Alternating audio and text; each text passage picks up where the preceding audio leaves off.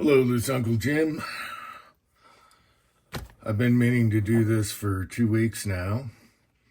I'm going to put a pistol scope on the 357 Maximum Contender here that I robbed the same scope and put it on a lever action as a scout scope. And then I have another one on a 44 Mag Contender, which I've had over 6 years, easy, maybe longer than that. And I've been lucky. They work. So it's the cheapest pistol scope you can buy. A lot of people have had really good luck with it. I remember Mike Train. If you guys remember Mike Train, rest in peace. He had one on a Mosin rifle as a scout scope. And you know how vicious those can be, especially the short ones.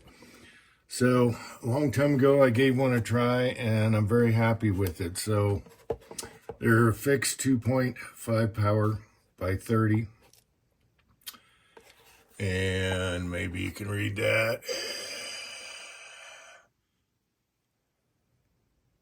All right. And then that's what you're looking at. All right. So they went up a little bit. I think I got this on sale for $40, $41 from the manufacturer, and they do have a warranty. So this is how they come. They come with really cheap rings that you don't want to use. Might want to use those for a 22 or something. Weaver rings, maybe on a 22 it'd be safe. And they have the little covers here. Comes with the covers. All right. I like to hide this. So, first off, all right, the crosshairs are straight, and that's a good sign. And I don't hear any rattling, so maybe we got a good witch. I've been lucky so far. Some people haven't had good luck, but a lot of people have. And I like them because they're small, and 2.5 power just gives me just enough that's better than a red dot, and hundreds cheaper than another pistol scope. All right, so I got to use the screwdriver there to adjust your windage elevation. And so far, this looks okay. All right, so you got your focus ring here. And whenever I can, I like to turn that upside down here. But anyway, we'll put that on. So yeah, I'm not going to use the rings. And I'm going to use these steel rings I had on it before. These are nice steel rings with a nice lug. I think they're even Leupold or something, but we'll go with that. These are Weaver. This is a Weaver mount, and it's had scopes on and off, on and off. And I just had a red dot on it to test some Shooter 6 loads, and now I can test it with some magnification. That's why I need to get this on here to test his bullet mold bullets. So we'll put it on, and we'll go from there. All right, I got them close and loose, and I forgot how much I hate clamshell rings, because you can't just set the scope on top and then, you know, fidget. I hate that. Anyway, I decided to go a little forward on the 357 Maximum and see which I like best. Here's the old NC Star that has been on the 44 Magnum for 6-8 years, I don't know. And you can see this one's a little further back, and it's in the middle of the scope here. But I'm going to try this because the eye relief is for days on these things. And I'm not even going to bother using a torque wrench because you got to fidget with the clamshells. However, they are very good solid rings, and the locking lugs dove all the way through the middle there. And nice and solid. Never had a problem with full up 357 Maximum. So And these are a hair taller, but it doesn't matter on the Contender here. All right, and you got hammer clearance.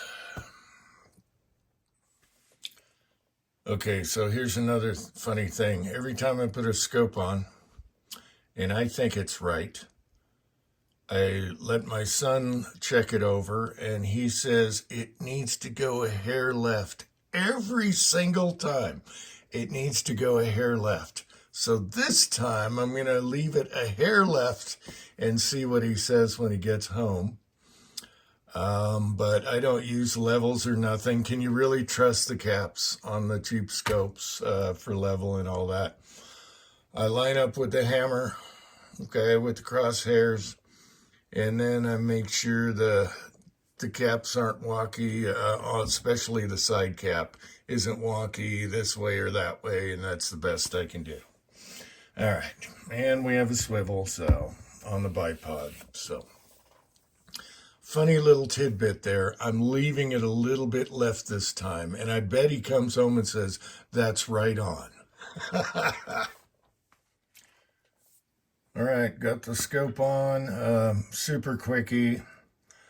And then I took the muzzle brake off and put the can on it, and we'll shoot some 38s or whatever and see how that goes.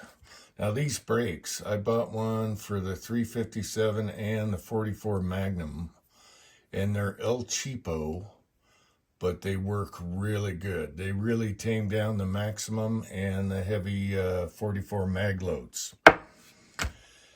All right, I'm not sure if I like this mount hanging off the end here. We will see. I'm checking to see eye relief because, man, you're out there and my bench is only so long. Maybe I like this better. I don't think it's moving anywhere, so all right. Okay, so believe it or not, it's been snowing after 72-degree weather. What kind of wacky weather we're having, but I can do some close range, see if the scope holds zero. So I went into the 38 file cabinet and looky what I found. These are Jerry's reloads. I trust Jerry. He's got unique pattern, and he's calling these 38 Special Plus P. The Lyman 358156. I don't know if they're gas checked or not, but we'll start with their S&B primers. Looks legit. And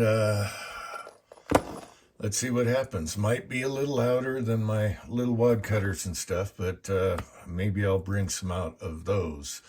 Let's see what the weather's like out there. Printing targets, printing targets, printing targets.